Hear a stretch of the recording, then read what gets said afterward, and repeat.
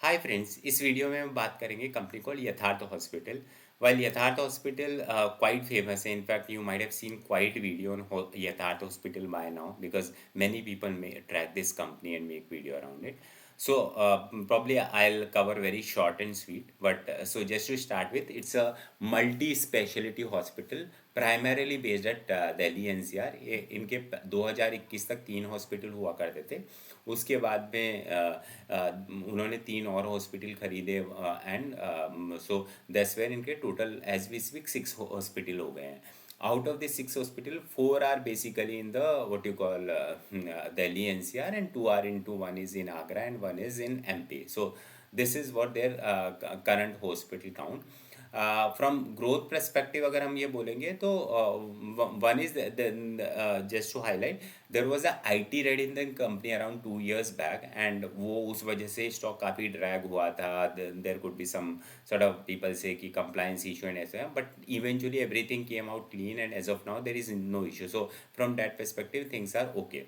Now as we speak, जो company के growth levers की अगर मैं बात करूं before coming to the numbers and valuation and though, as we speak company के टोटल जो बेड हैं वो 2500 है. जो कंपनी बोलती है कि इन 3 years टाइम और 3 to 4 year टाइम वो बेड को 5000 ले जाएंगे, तो which essentially means the capacity will become double. At the same time company says that उनका जो कैपेसिटी यूटिलाइजेशन, जो ओवरऑल बेड का ऑक्यूपेंसी लेवल वो 67% है. तो that's where again there is a leverage of 33%. तो 50% growth again comes from the capacity utilisation. So that's where there is a good leverage available when it comes to 50% growth. तो current capacity से ही आ जाएगी, plus अगर वो capacity double हो रही है तो यू कैन थिंक कि देर could be around 2x kind of a growth. easily can be 2x kind of a growth can easily be done, assuming that capacity utilization will be same. So that's one thing. Second is ये जो अभी budget में भी medical tourism को काफ़ी benefit दिया गया है. तो मेडिकल टूरिज्म अगर वो चालू हो जाता है तो इनको काफ़ी बेनिफिट होगा. उसका रीज़न ये है कि one is they are based out Delhi NCR. वहाँ पे वन इज़ इंटरनेशनल जो भी हैं जहाँ पे ये प्रमोशन कर रहे हैं, some this European countries, north east Asian country, ना all these sorry middle east country. So वहाँ के मेडिकल टूरिज्म वाले आएंगे तो इनको काफ़ी बेनिफिट होएगा. उसमें एक टेलविंड ये भी है कि नोएडा में एक नया जेवर करके एयरपोर्ट चालू होने वाला है, तो वो चालू होएगा तो that will benefit them from the transportation and all that perspective. So that's second lever. Third is they for working capital optimisation और द कैपिटल एफिशिएंसी परस्पेक्टिव से they are trying to reduce their government business. वो government business को कम कर रहे हैं, तो उससे ओवरऑल उनका वर्किंग कैपिटल इंप्रूव होगा and that will help them in terms of increasing the overall ROC and ROEP. सो ये ग्रोथ लिवर्स हैं इनके.